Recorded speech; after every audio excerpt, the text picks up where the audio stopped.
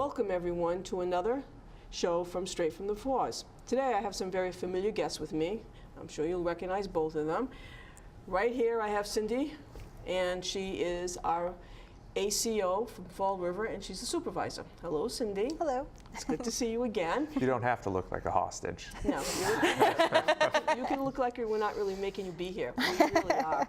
And we also have our director from Forever Paws, Casey Fredette. Hi, Gail. Hello, dear. So here we are today. We've got some very exciting news for our audience, and we want to share it with you and explain the whys, why we're using this particular company, I guess, or organization. What is it called? It's a new software. Software. Okay. So, see, I'm not really computer savvy, so to me, it's just a company. But I want Casey first to tell us a little bit about it, and then we'll tell the audience why we're selected to do certain things with the shelter. Sure. So, as an animal shelter with municipal contracts, we of course see lots of stray animals entering our building. Animal control, from the 3 different contracts we have, they bring in strays, especially dogs that are found. So in the past, one of the big ways was to post posters, flyers in your neighborhood. You'd go around, put them on telephone poles at the supermarket, and then things progressed, and the telephone poles and supermarket became social media. But things have continued to progress, and what they have now, and I know it always at the first mention of it sounds ridiculous, but they have software that utilizes facial recognition for missing animals. And what they've been able to do is utilize the same software that they use for humans for animals. And it's called Finding Rover, very original name, through findingrover.com. It's a free software. You can register your own pet. You can register as an entity, as an animal shelter, an animal control department, a veterinarian. And as you upload photos and geographic information on strays that are found, they are able to take the pictures and somehow use math. I just work at an animal shelter. I don't know how, but math factors into this. And they take the picture, they break it down, and they're able to compare it to pictures that people missing their pets have uploaded. So there are a lot of questions that come up right off the bat. It's a free system. It's free to use. All right, let me interject one question really quick. Cindy has I know she has a couple of animals and so on and so forth. Could Cindy go on ahead of time before her animal was missing? Is that what you're saying to our audience? Yep. Did you get that, Cindy? You can go on. So I should be doing that? Yeah. Yes. Did you get that? So we should any pet owner should be doing that. Yes. So they have the website, findingrover.com. And of course, there's an app for that through the Apple Store, and I believe they call it Google Play for people that use any kind of Android phone. And you can download the app. The app is free. To use it is free. And then, so Cindy, with her dog, she's got a older, big black dog, very sweet looking. You would upload one of your many hundreds of pictures of him. Excuse me, more like thousands of pictures of him. Seeing them. I know you're trying to be polite, but let's be honest to the audience. Well, he's a pretty cute dog. He is. He's very agreeable with the camera. So you take one of the pictures at least, preferably one that has as much of the front. I just got to Vogue. I saw that. Very nice. And you would upload that. You would create a profile, and it would be stored there. And so what would happen is the day that Cindy's husband or one of their family members accidentally let the dog out of the door while taking a package in from UPS or anything, you would go online or you go to the app and you would click lost. They would ask where, you would enter the location, it was lost. It would immediately start comparing to any found dogs in the area. So on the flip side of this in the shelter, we already take pictures of the dogs when they come in. And so what we do is if they're marked as a stray, we upload them and mark where the stray was found. If it was found on North Main Street in Fall River, we put that in so that if the dog is found anywhere geographically nearby, they're going to compare it. They'll compare it within 20 miles, 50 miles, 250 miles Wow, to fantastic. really make good, sure. yeah.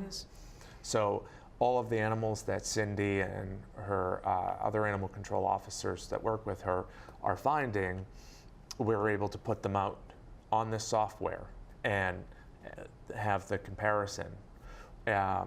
One of the really big things is, speaking from a software point of view, we have boring faces, is what has been explained to me. We have generally the same face. It's flat with a shape, a nose, eyes set in, and a chin.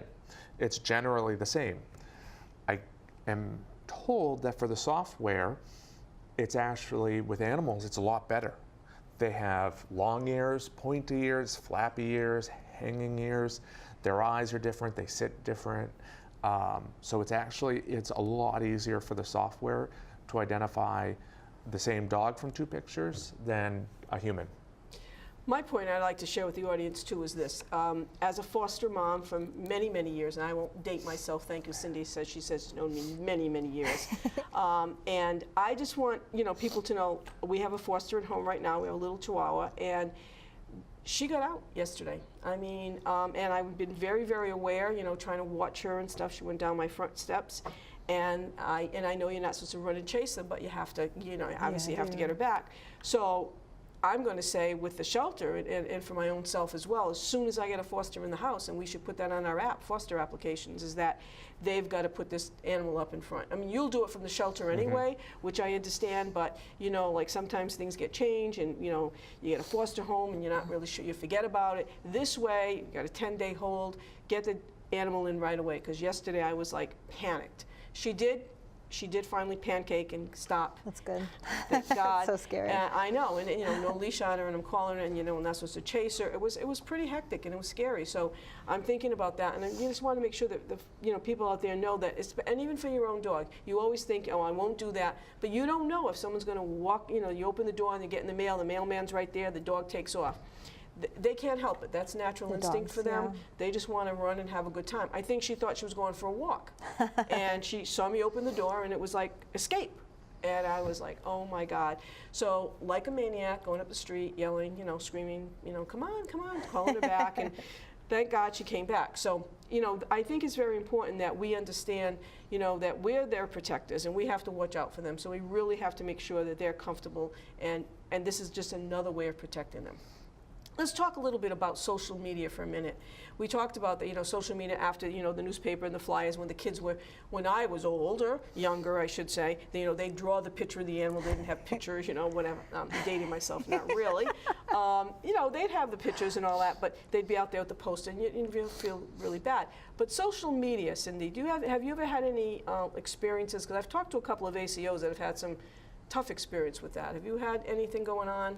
Well, we have a situation right now where we had, on 2 Fridays ago, we had 2 of the same dog missing. They were both a white poodle, neutered male, both from a similar area, and people had posted out there, and we didn't know which dog belonged to which guy, and it was just, it's crazy. So I just think it would be better to use something like this that goes right through the shelter. We don't have to, everybody's trying to claim dogs and steal dogs, and it's just, well, I don't know. There's my point, steal dogs, and that was a big issue. I was talking to a couple of ACOs just to see about this program and stuff and about social media, and one of the problems was that in the past, and not going to say any names or anything, but there was a couple of people that were on social media, oh, that's my dog, and take the dog, and then the dog's gone, and the real owner doesn't have their dog back, and they've sold that dog, especially if they're purebred, to someone else.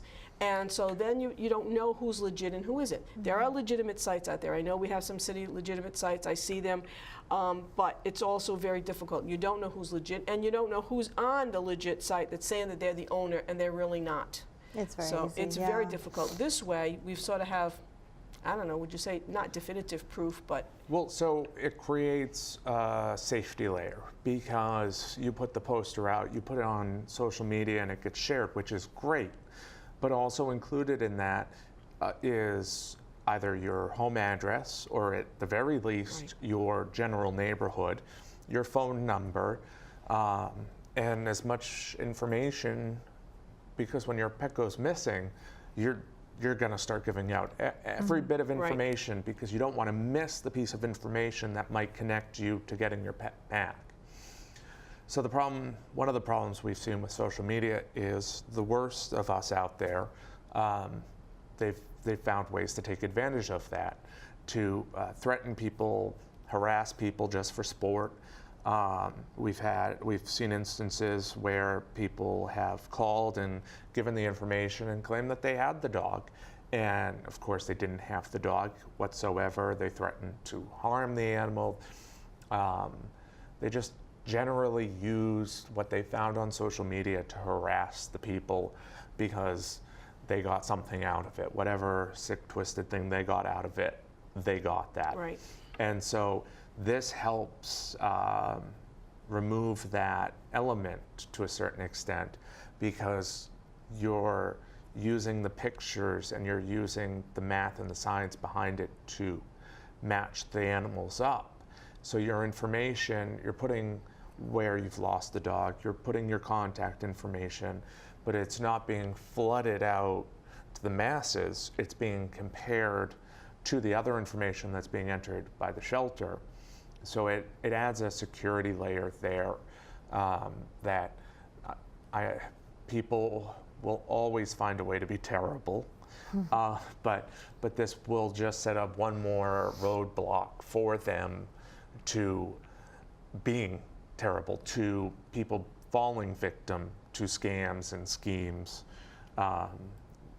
You also have a small dog. You have your animals, I have a dog. And if our animals were to go missing, and when they do, when even your foster dog went missing, from what you explained to me, you, like you say, you knew you shouldn't follow, you shouldn't chase, but I'm sure if there were people in the way, you would have been shoving them down to try and get to the foster dog. And you can see where a person in a vulnerable moment, their animal is missing, they're going to want to believe that the person saying that they have their animal, they want to believe that they have that animal. And if that person is being dishonest, intentionally deceptive, or taking advantage of them, that person in that moment of weakness is going to be highly susceptible to being taken advantage of. So it's one of the reasons that when animals are missing, that we don't tend to flood our Facebook page with it, because we've seen a lot of negative effects of it. And it's a scary moment for people. It's a very human moment, ironically. Their animals bring out the humanity in them, but it's also a time that we don't want to see people being taken advantage of. We don't want fear to be escalated. And I think what's important, well said, Casey, hard to believe, but he said it very well, I thought. I'm really impressed. I think that people have to understand too, and it just it sort of triggered something in my head this morning. I was just leafing through the Herald News, and I saw, and I was reading about someone, I won't go into it, but it said also charged with animal pornography. I mean, people don't understand that there are many sick-minded, you may not, I mean, hopefully our audience is none of those people out there, but there are people that have very sick, warped minds and will do anything. If they abuse children, they'll abuse animals and so on. And I had to read it twice, and I said, did I really read that? And I went back and read it again, and I thought, yeah, so the more that we can do as organizations and working together, and that's the reason why we asked Cindy to come on board, is that we want people to understand we work with animal control.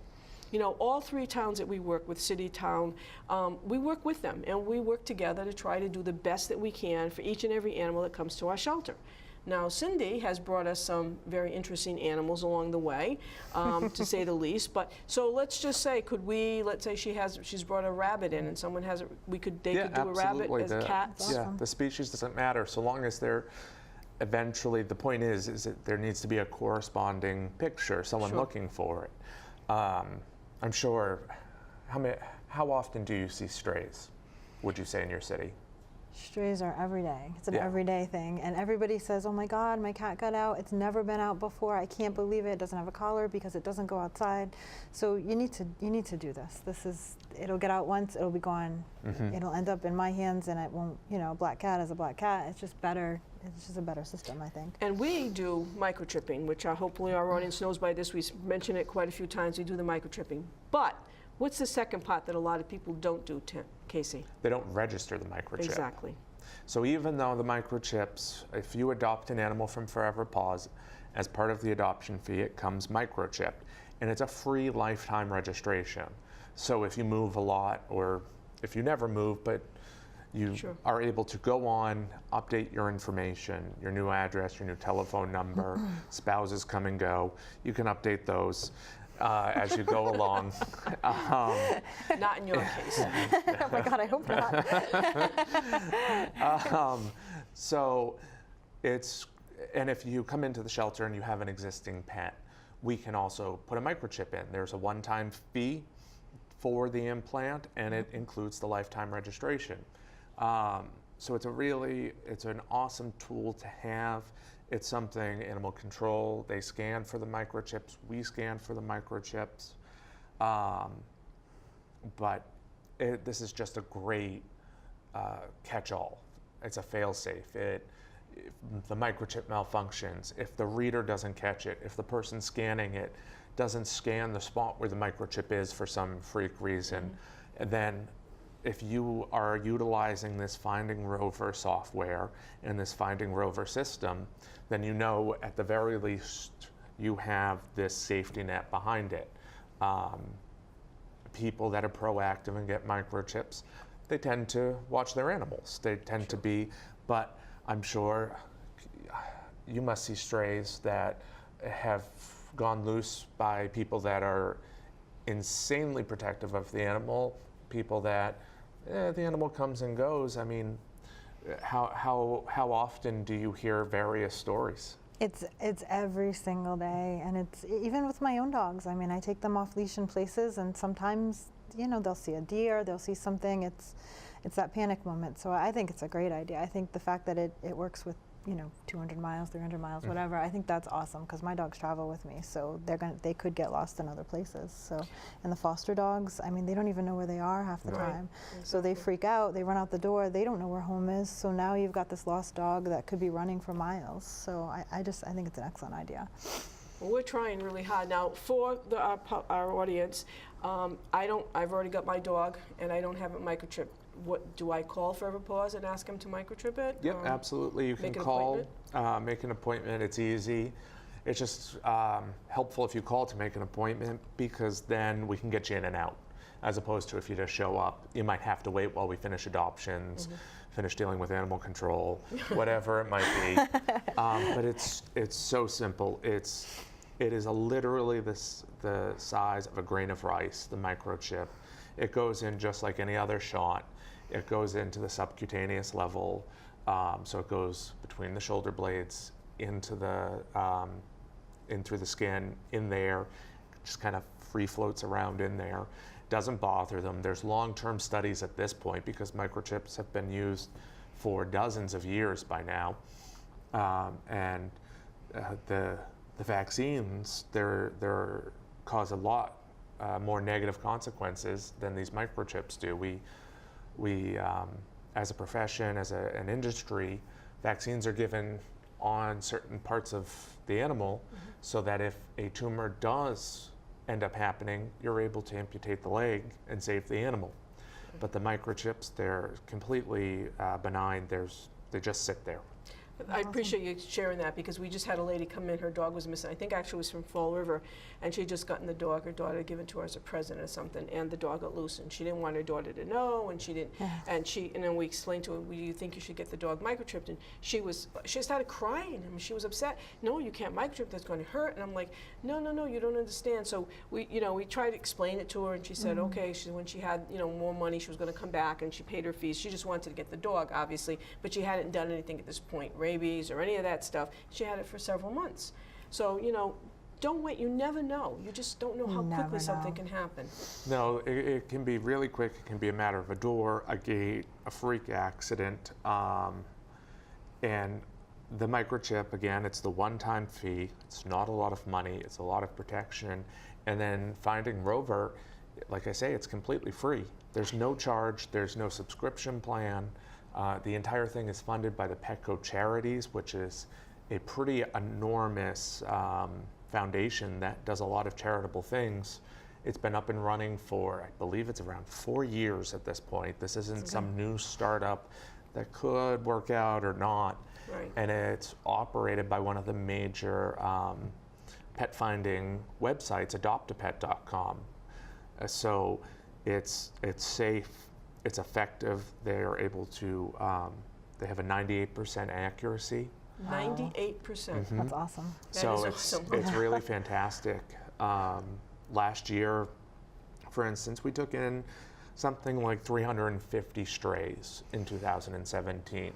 And statistically, we were able to get just over half of those back to their homes.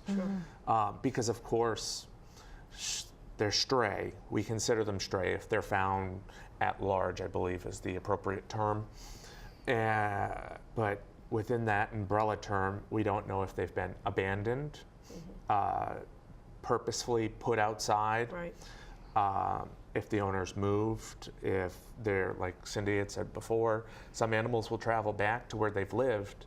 So someone moves, Right. and the animal, I know people that have trouble getting from, I don't know, their house on one part of the city to the animal shelter that they've been going to for 20 years on the other side of the city sometimes. Could that be? And yet these animals can live in a house for several years, get taken away from it to a new home, and somehow they are able to navigate their way back to their original home. And when that happens, people don't always think, oh, I wonder what my cat might have considered as a route, as a destination. You don't know if it's predation, coyotes, bigger animals, scavengers, cars.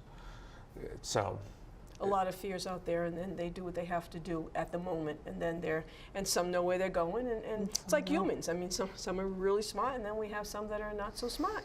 And people get involved too. We had a dog from New Bedford that ended up in Fall River for some reason. We don't know, we have no idea how that dog ended up in Fall River, but now with using this, I think that would be great. We could get the dog back home if they're in it, you know.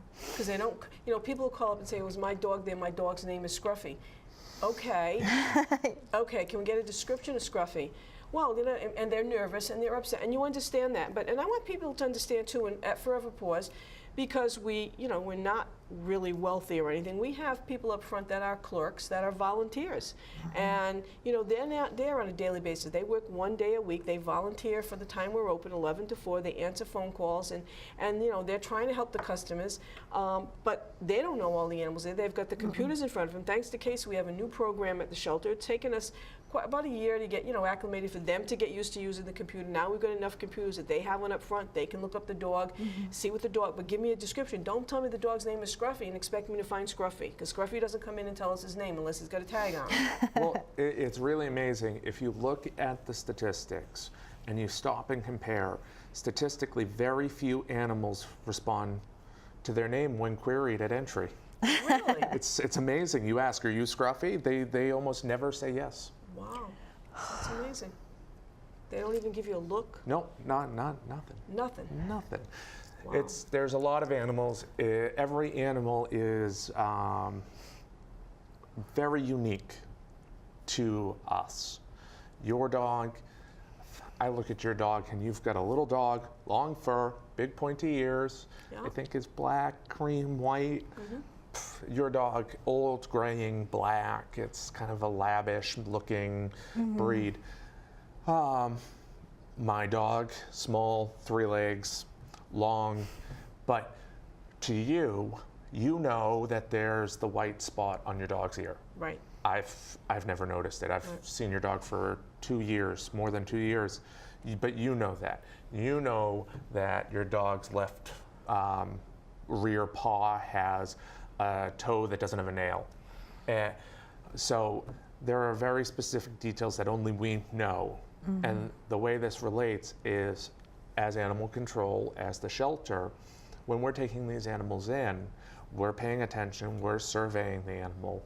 We might not notice even those details because we're trying to make sure it's not been hit by a car, it doesn't have anything broken, it's not bleeding, it's not injured in a way that's not immediately obvious. We're trying to make sure that it's okay, it's not dehydrated, it's in